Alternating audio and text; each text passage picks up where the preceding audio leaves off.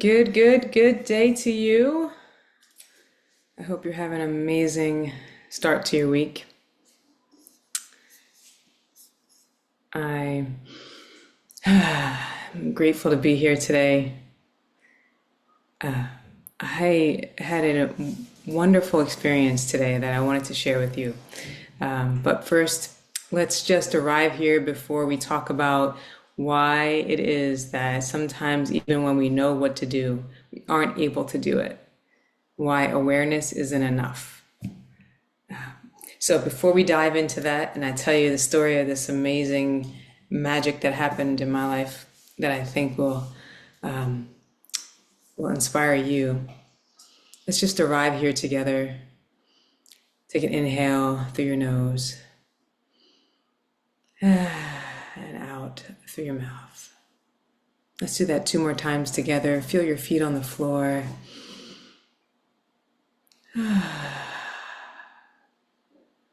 And one more time.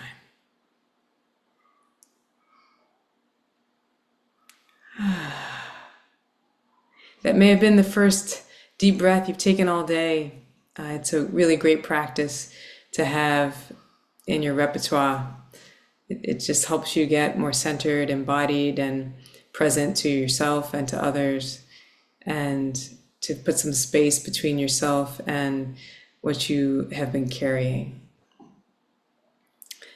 So today we're going to be talking about why awareness isn't enough, what it means to be in a place where you know what you should do, but for some reason you aren't actually able to take the step, why that is, and how we can begin to shift it. And this is really important because I think it's where most people live. Most people finally get to a place of awareness where they recognize that they've been here before, where the same pattern keeps happening, but they're just not sure how to move beyond it.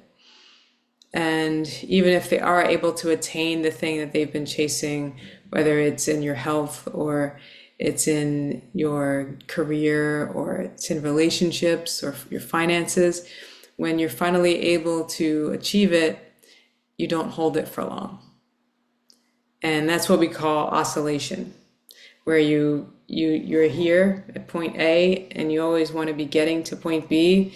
And as you move toward point B, you somehow find yourself pulled back or stifled, stuck, and not able to continue progressing. Or you're able to attain it and you keep it for a while, but then somehow you lose it. You sabotage, somehow it slips through your fingers, somehow you end up back at the starting gate. And you are not alone, because this happens to all of us at some point in some area of our life. And it may be the case that you have multiple areas of your life working amazingly, and there's just one area, and most people have one area that just seems to be the most troublesome for them. And so tonight I think will really help. And I wanted to share this because magic is one of those things that I talked about before, how it requires us to have some sense of wonder. And it also asks us to suspend our disbelief. And so magic is something that we can see with our eyes. It's the thing that we know it is happening, but we can't see, that actually has us the most intrigued, right? We're trying to look really closely to try to figure out what's going on. But it's the fact that we can't figure that out that has us in this place of joy and wonderment and coming back for more. And so I would ask, in your life, if you're not feeling like your life has magic in it, or you're feeling like you're not in touch with your own magic, what beliefs do you need to suspend? What beliefs are no longer serving you that are keeping you suspended? If you don't let go of them, they will hold on to you, right? What you hold holds you. What you release frees you, right? So I love the word magic because of that, because of this sense of possibility that it holds. And just the word, you see like stars and you think of top hats and magic wands, and you just begin to think outside the realm of what's cognitively certain, of what is proven, of what has been past experienced and shown to be the way it is. And that is how we create. That is how anything gets made from thought to form. Because our imagination is the most creative aspect of us. It's the thing that makes it up. And so many of us are injured against that. We've been wounded against our innocence, wounded against making it up, wounded against thinking about what could be, and has us focused on what is only. And it is true that we need to be able to see what is in order to change it. However, once you see it, you don't need to stay there if you don't no longer want the same outcomes, right? Once you have awareness, then you can use awareness as a tool and as a leaping point, right? A springboard, if you will. I also love magic because and how I know that it's special to all of us. Like I think of bubbles. I love bubbles. I think they're magic. My dog loves bubbles. She thinks they're magic. She's so surprised. She's like, she like chases them and then they disappear. And she's like, where, what happened? It's amazing. And I just always have thought, bubbles were these special things that, you create magic instantly. I used to carry bubbles around. I may actually start doing that again, just because kids sometimes, when they get into, tantrums out in public, or they just look sad, or, or even adults. But I especially love it, just surprising a kid with some bubbles. It just makes their day. So I say that also because my clients have independently, they don't know each other, independently have called me and the work that we do magic.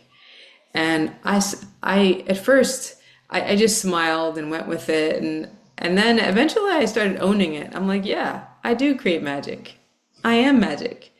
And just because I'm magic and I say I am magic, I'm not taking away from your magic, right? So we are all magic. And it's just that we need to remember our magic. And it's because they're in situations where they didn't think that what we have accomplished was possible.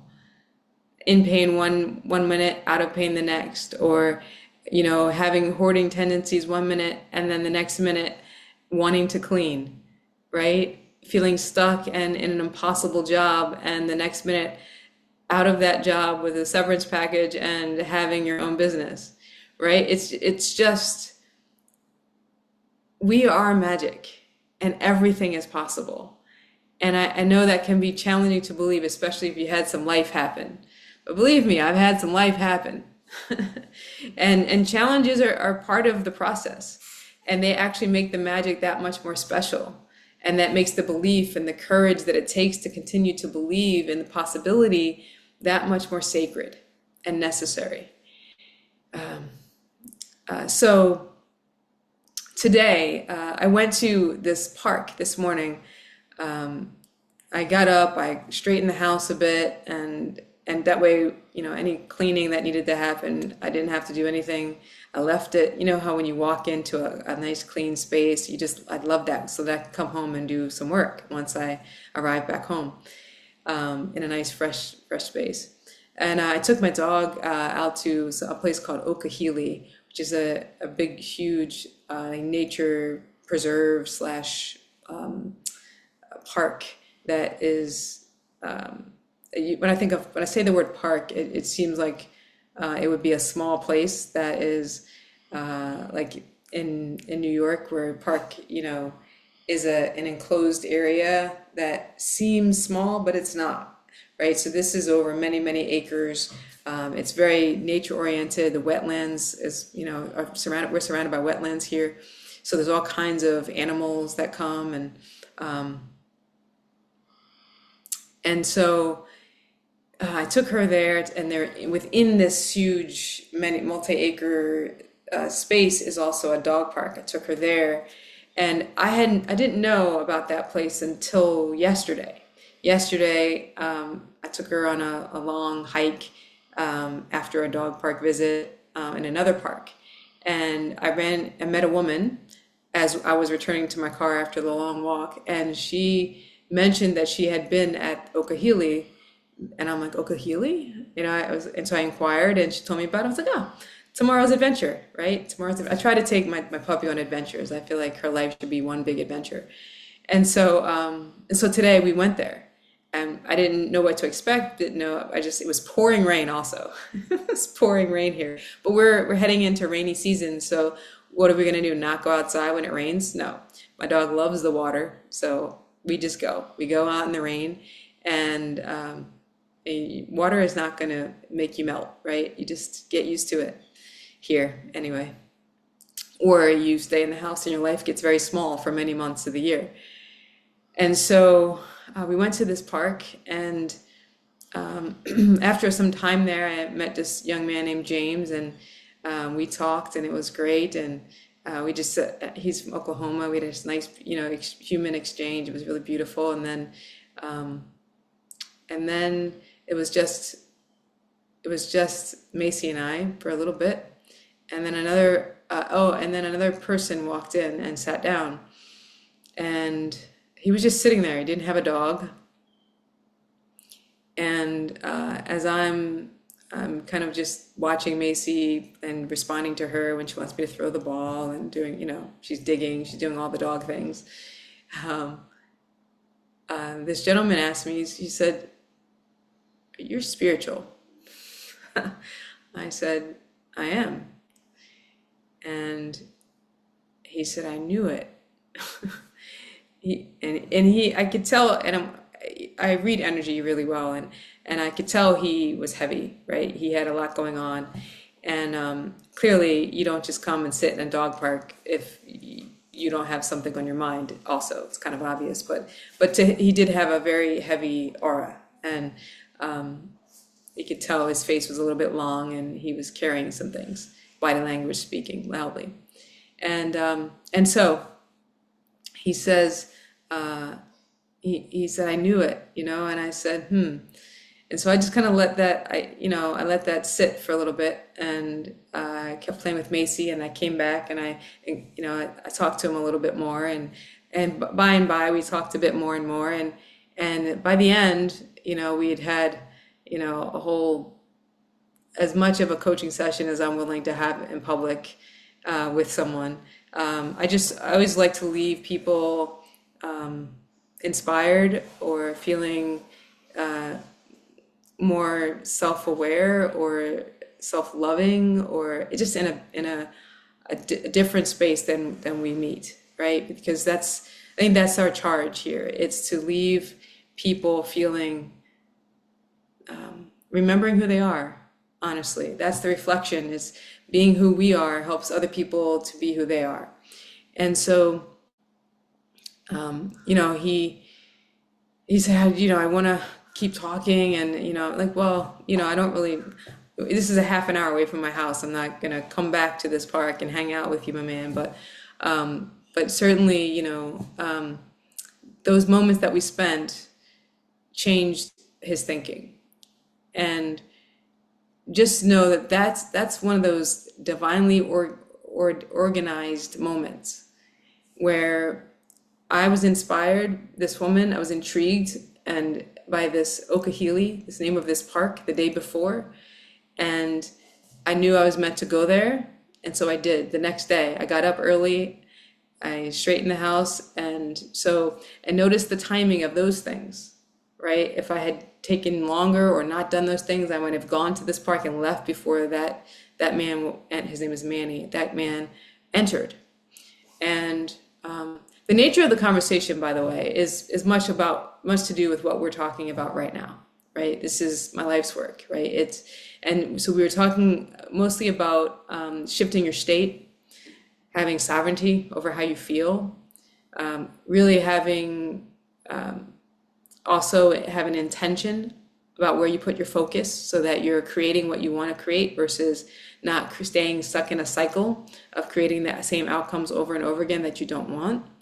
And then finally, what to do about that. And I left him with very clear direction about how to stop that cycle and move forward.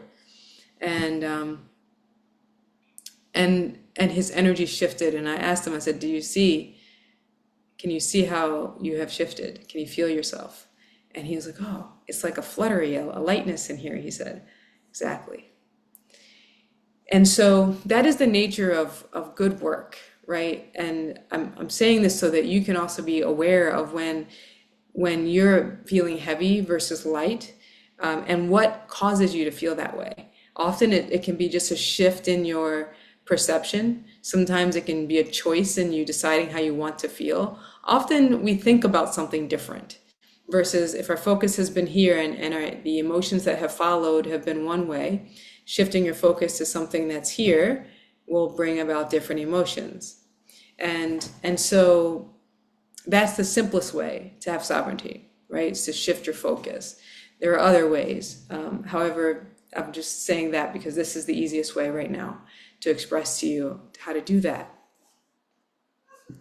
And he was like, oh, he was like, yeah, he was like, this is how I feel like when I'm with my girlfriend and when I think about her, he's like, this lightness comes into his chest. And so he's starting to become somatically aware of how his energy is flowing or not, right?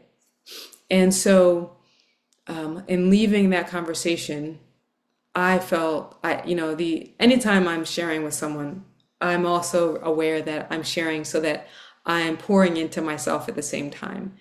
I'm seeing myself in action. I'm seeing myself provide the wisdom that has been embodied. I'm seeing myself doing what I'm meant to be doing. I'm hearing the words and they're washing over me as they're washing over him. And I'm reminding myself of the same things because we're all in this together, right? And so it was one of those full circle moments, and this pretty much happens daily. Every time I go outside, especially if I take my dog, I meet someone, and this is pretty much what happens. Today I shared this one because of the divine organization of the meeting, which I have never been to this park before. And the timing of it was just so obvious that it was on purpose, right? And so just know that. Okay. So I could go on and on and on, but those, I think everything that I've shared so far is definitely on topic and valuable. But today's particular topic was and is about how we can move beyond awareness and how can we use the awareness to actually move forward, and why it's not enough to just see it.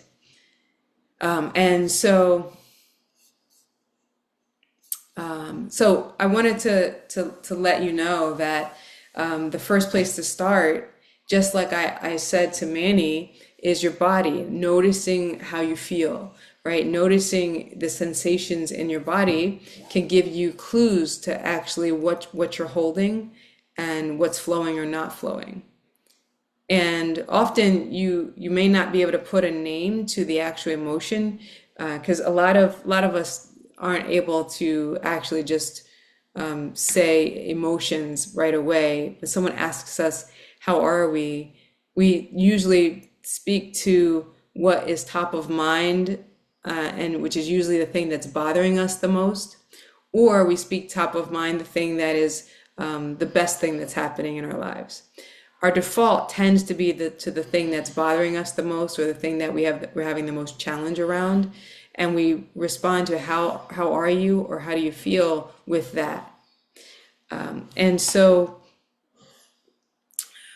we can, even just right now, so much of what we hold gets held unconsciously.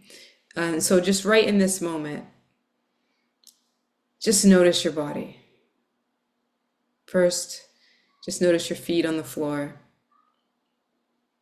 It sometimes can help to close your eyes if you like. And just notice the parts of you that are touching other things, like the seat,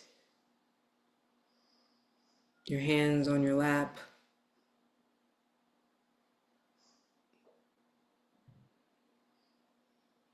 And then just notice your breath.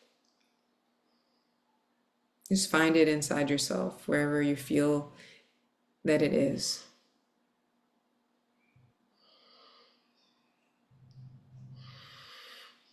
And now notice your jaw.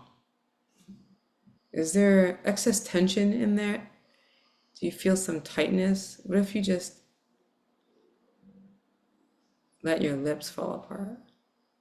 Can you feel how much tension is still there? Or how much you were holding before you let your lips fall apart? Are your shoulders hiked up? Do you have a slight elevation in your shoulders? Or are they relaxed down away from your ears? I don't know why it was always itches on these things. Some my green juice.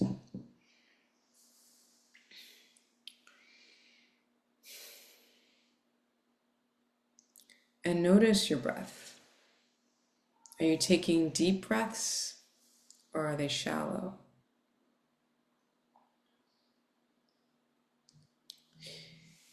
So these three things, your jaw, your shoulders, and your breath, are three of the most noticeable places that we hold tension unconsciously. And so these could be places that you check in with yourself about during the day. You could even set a little alarm, a couple of times a day, just to check in and get into the habit of letting go. And the habit habit is when it's unconscious. So initially it'll be a ritual, something you do ritually, and then once it becomes unconscious as something that you just do as part of your day, it will be a habit.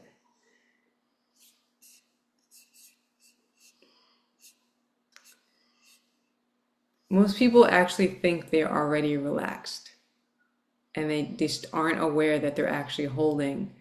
And it isn't your body doing it to you.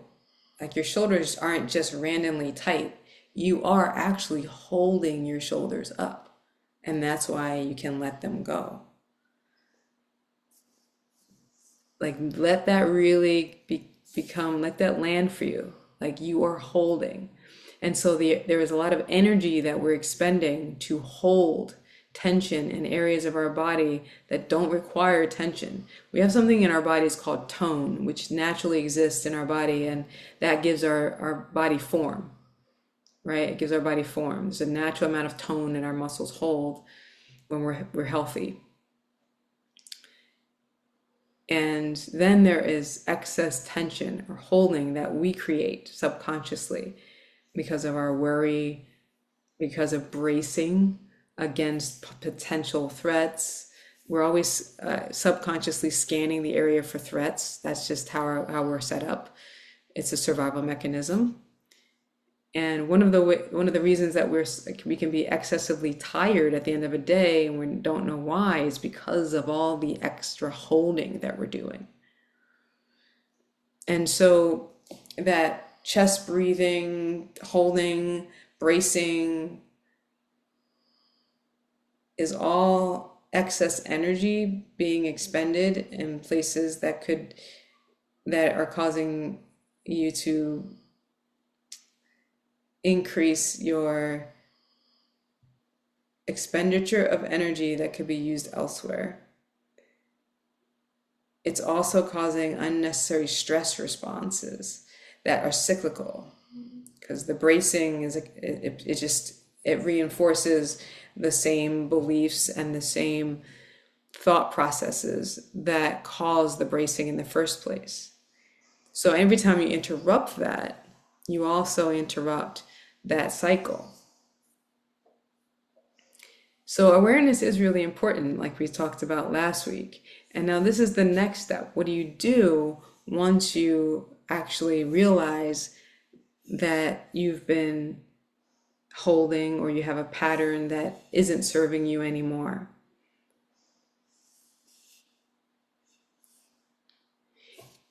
And so what patterns do you notice?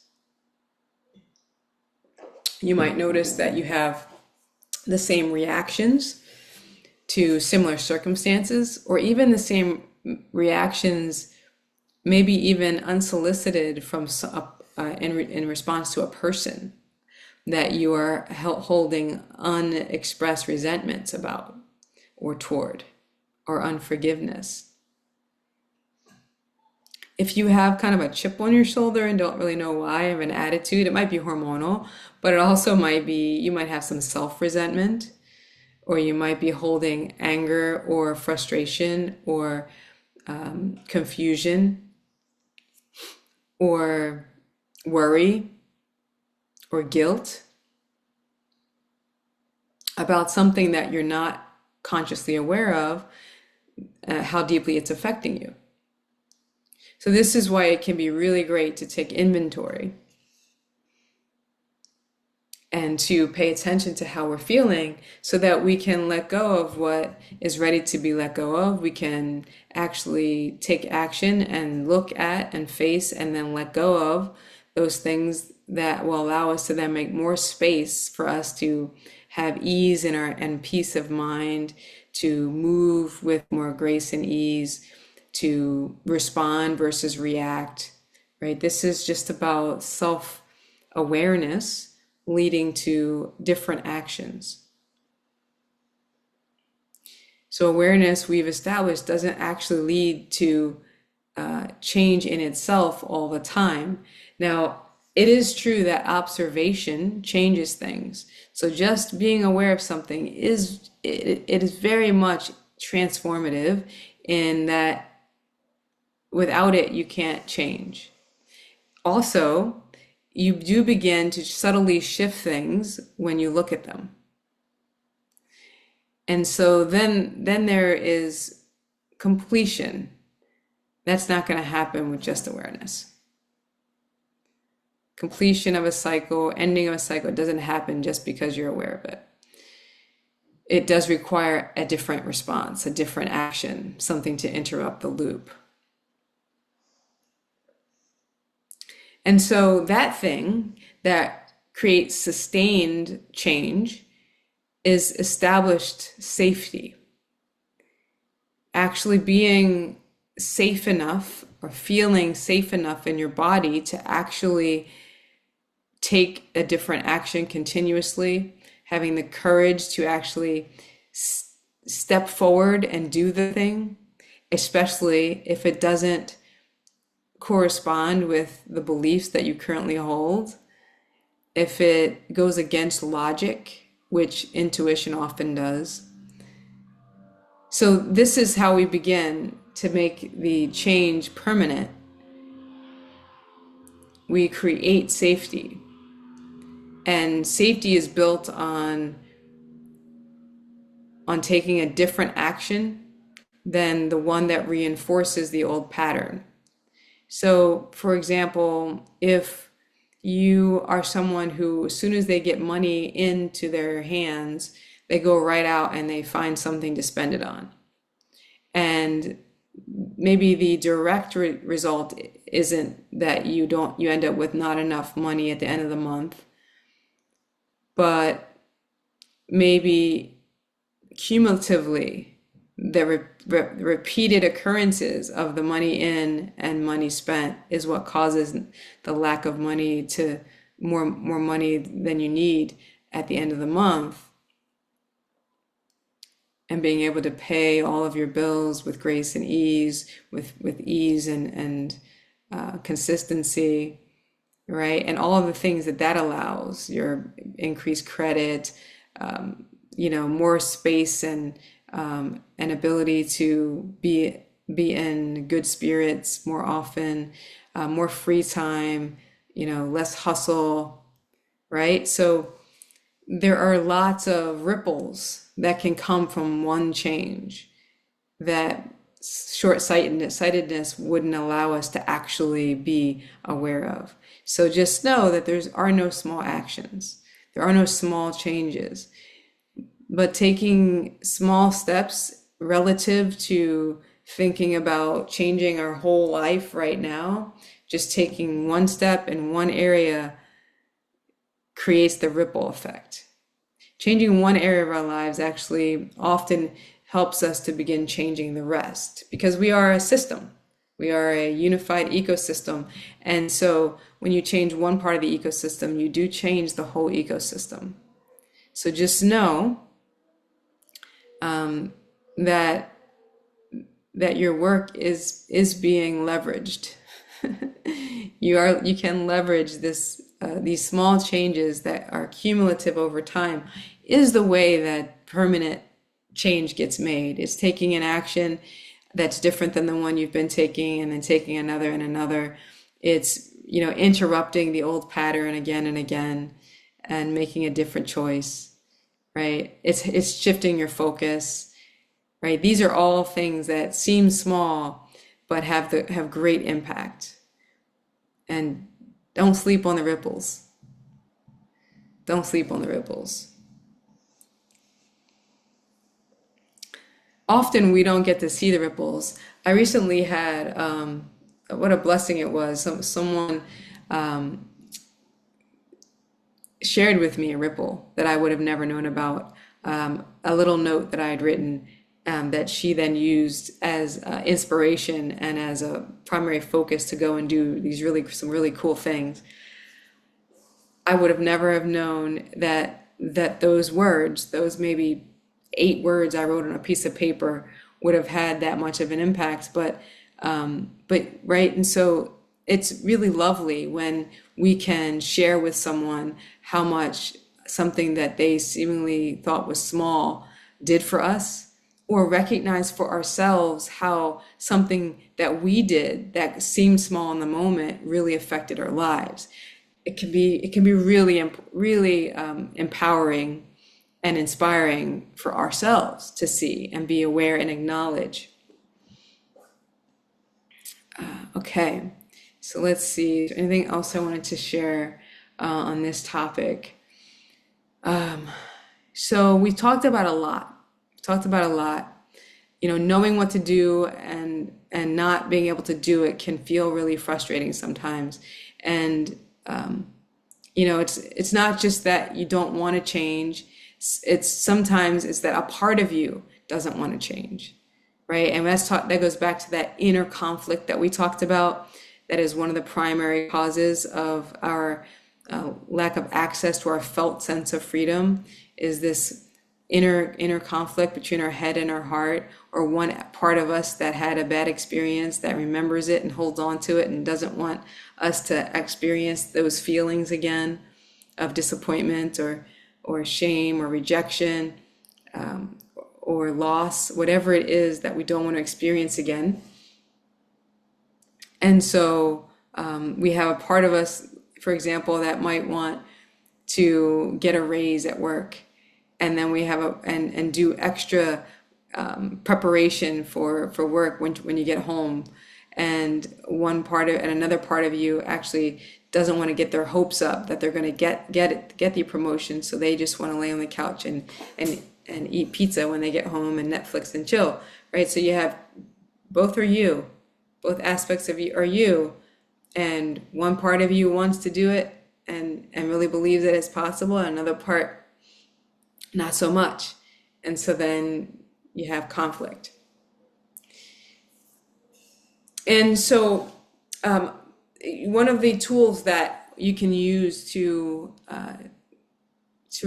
really further this awareness and to shift in the moment, create space between you and a situation, and also for you to show up with more presence in the moments of your life, is grounding or centering. Grounding is what you use when you are in a heightened state or a fight or flight state where you need to calm down. So grounding is actually bringing things back down.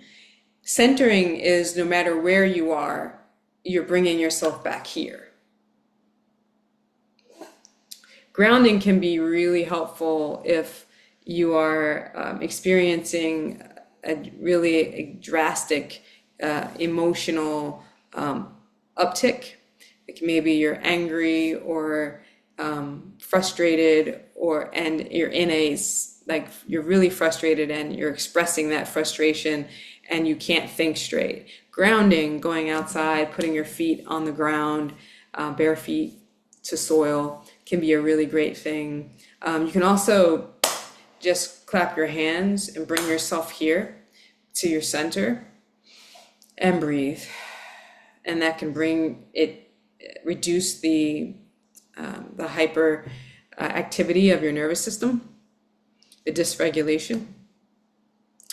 And then we have centering. Centering is what I did with you, because I didn't know whether or not you'd be in fight or flight, or you're feeling low. Like if you're already feeling low, grounding isn't probably the best option. If you're already feeling low, you probably need a little help coming up, actually, right? And so it's not that grounding is wrong, because sometimes it can have an equalizing effect. To be sure that you're not going to be brought down more by, let's say, music, because you can listen to a certain music and that'll make you feel, bring you down, calm you down. But if you're already low and you really actually want to come back to your center, you might want to just get present. And so that's why I begin these with placing your feet on the floor and breathing, because that breath, where we can access our unconscious through breath as well, but it soothes and also focuses. So it soothes and focuses. So that's focus is kind of fire energy, and soothing is more earth energy. And so no matter where you're coming from, it centers you. Okay. All right. So we talked earlier about safety being the really important factor in our being able to create lasting change, because in the first session back 2 weeks ago, we talked about the patterns and how we're avoiding feeling something or avoiding doing something, and how avoidance in itself is a strategy often to not have ourselves revisit an old feeling. And we want to be able to experience all feelings and then bring ourselves back to center. Having elasticity and resilience in our nervous system is what we want. We want to be able to feel all the feelings and let all 90 seconds of our emotions be fully expressed, and then not land at the mercy of that emotion and have it cycle again and again. But we want to let the emotion be fully expressed and then find our center. And then from this place of centeredness, respond. Okay? So this is the goal. And when you're not, feeling grounded or centered, they're both depending on where you're beginning, right? Then this is where you're in a state of overthinking, right? You're in a loop of overthinking. It means you're stuck in a pattern of oscillation, or you're moving toward but back. You moving toward decision, then away from decision, toward decision, and away from decision. This is where you rush. Years ago, I made the decision to never rush. Nothing good ever comes from rushing. Often you'll find that rushing actually doesn't get you there any faster, and also just causes lots of accidents and disruptions and turmoil along the way, inside you and outside of you. And if you think back to the times that you've rushed, how often did it really turn out any better than if you had taken your time? And sometimes it may have even turned out better that you took your time. the thing just always works out. You get there at the exact right time. If a lot of people say, I believe that everything happens for a reason, and they might even quote things like, divine timing or everything's right on time, but they don't necessarily live that. And so what I'm encouraging is us to actually live the things that we know. Because we don't live the things that we know, we end up with results that are reflective of not knowing. And so to know and embody and do is the completion of knowing, right? And so we want to notice when we're breathing from a shallow place. We want to notice when we're being reactive. We want to notice when we have a need for control, right? When we're feeling thirsty, or we're feeling anxious, or we're feeling like we need to know the answer, or we need to know all of the steps before we start. Needing to know is, whew, that's a whole nother conversation. But these are things that needing to know is one of those. We talked earlier about being wounded against our innocence, and and wonderment and possibility, and just being okay with and trusting ourselves and trusting the process. The unfolding of our lives requires us reclaiming our innocence. Intuition requires us reclaiming our innocence, and so. Lots going on. And so when you're having all of these things, the overthinking, the need for control coming up, and the needing to have all the answers, the reactivity, all of it, we're in embracing. Notice what's happening in your body when you're having those repetitive thoughts, that shallow breathing, that reactivity, and the need. Right? Need is a word that can indicate and have a connotation of scarcity around it. And so notice when you're in that scarcity feeling, like, what if there's not enough? What if it doesn't turn out okay? What if I get judged? What if, I don't do it right? What if they see that I'm not as good as I want them to think I am, right?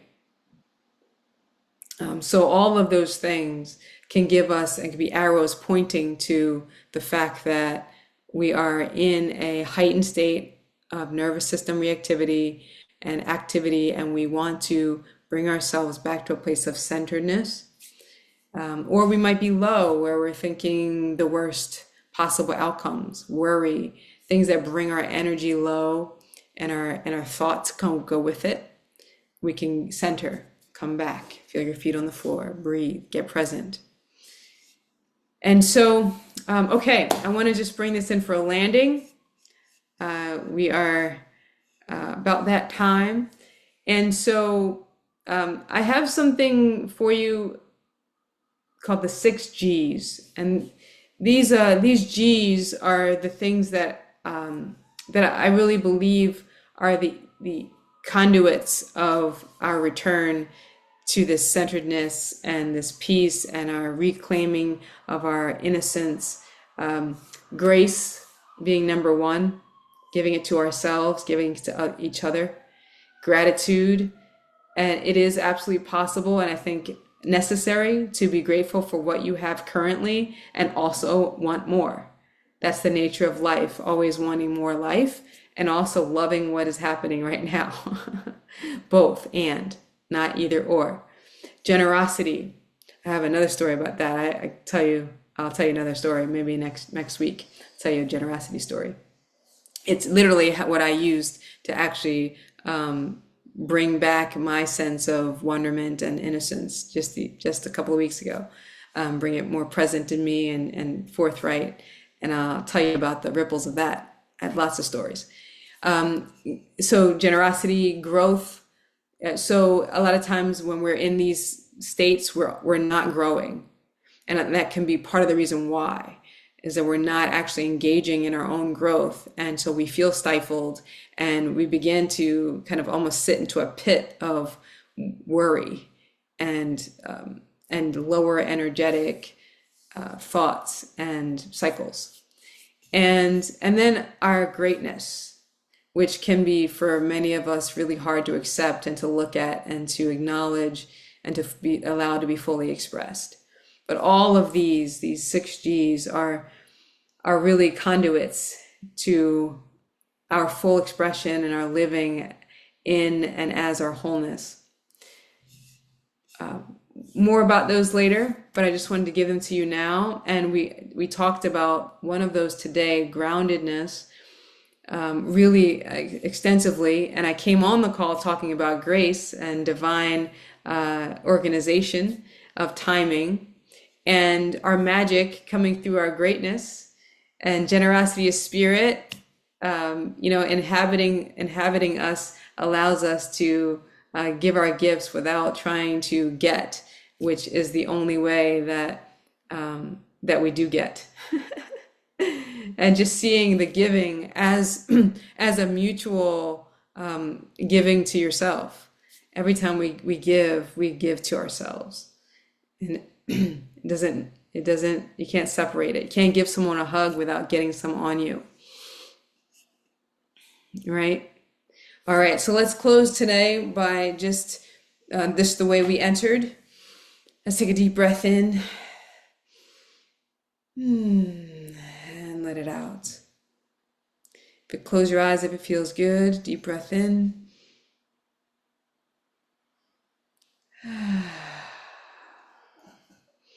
And let's take one more and allow our body to breathe with us, expanding 360.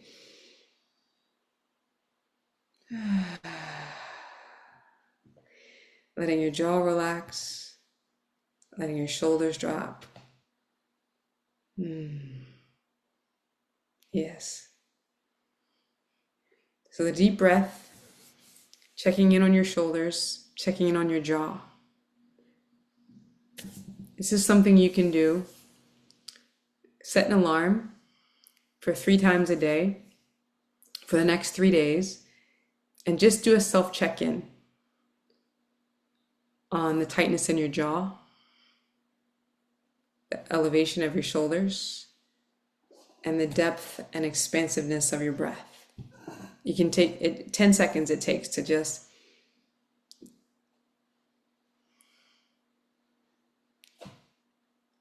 and then decide how you want to feel. If you interrupt the holding and choose to let go, then inertia will carry you on in the letting go and releasing. If you choose to keep it, maybe it feels like armor and like something you can use to battle something, and maybe you're battling something. It's just always up to you. So just choose what feels good for you to do in that moment. But checking in creates consistent awareness, and it'll train your subconscious to actually become aware and to make the change that you make, right? So your reticular activating system is always looking for and to give you more of what it is that you want to know more about. And so let's begin to use it for good rather than worry. Rather than looking for things to worry about, let's look for things that can help us to feel our best, and just noticing when we're holding, and then making a choice to either let go or just be aware of the holding and do something instructive with that energy. Maybe you want to use that energy for something. That's up to you. But you can transmute energy. It can be transmuted into dance. Maybe you choose to use it for dance. Maybe it can be helpful to be tense and then to let go into a movement. It can be really expressive, to play with the contrast of tension and relaxation. Yes. All right. It's been wonderful being with you today.